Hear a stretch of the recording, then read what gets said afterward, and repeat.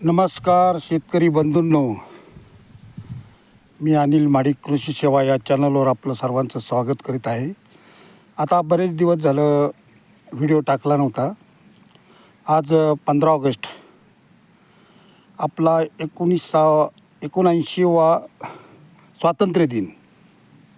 आपण दरवर्षी स्वातंत्र्य दिन साजरा करतो. त्यावेळेस आपण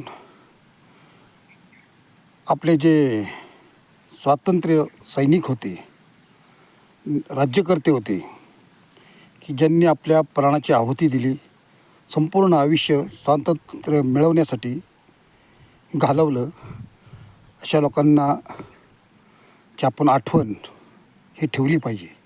आणि त्यापुढं जाऊन सैनिकांनी आपला जो तिरंगा लहरतात, तिरंगा आपली प्राणाची बाजी लावून, मग ते बरेच मिशन असतील आत्ताची, तो केला. आणि ह्याची सुरुवात तसं पाहायला गेलं तर आपलं गुलामीत होतं.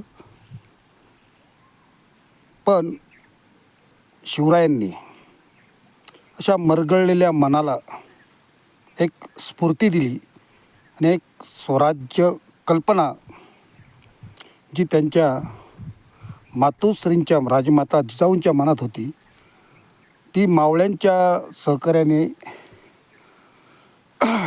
अंमलात आणली. तर शिवाजीराजांना कसं राज्य पाहिजे होतं?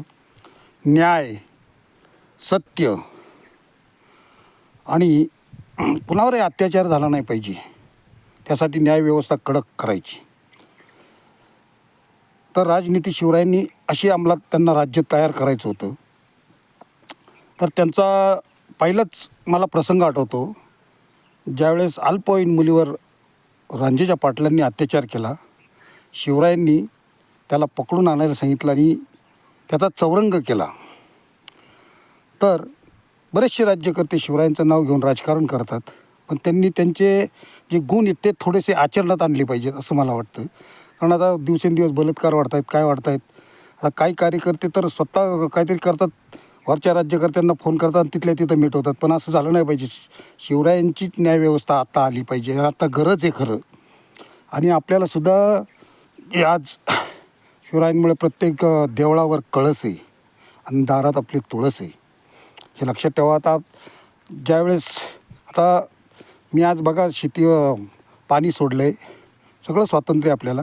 पूर्वी मोगलांचे घोडे शेतकऱ्यांच्या पिकांची नासाडी करायची, पण शिवरायांनी त्यांच्या मावळ्यांना अशी सक्त ताकीद दिली ती की कुणाच्या गवताच्या काडीला, देठालासुद्धा धक्का लावू नका, एवढी त्यांची दूरदृष्टी होती.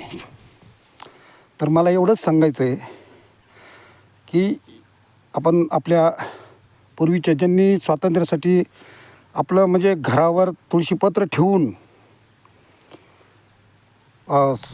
जे स्वातंत्र्यासाठी लढले, अशा वीरांची आपण आठवण केली पाहिजे. आणि ते गान कोकिळा लता मंगेशकर यांचं ते गाणं आठवलं, ए मेरे वतन के लोगो. त्यावेळेस तत्कालीन पंतप्रधान पंडित जवाहरलाल नेहरू यांच्या डोळ्यात अश्रू आले होते की आपल्या स्वातंत्र्यासाठी आपल्या वीरांनी कसं बलिदान केलं, एका एका रक्ताचा थेंब कसा सांडला, हे सांगायचं होतं. धन्यवाद.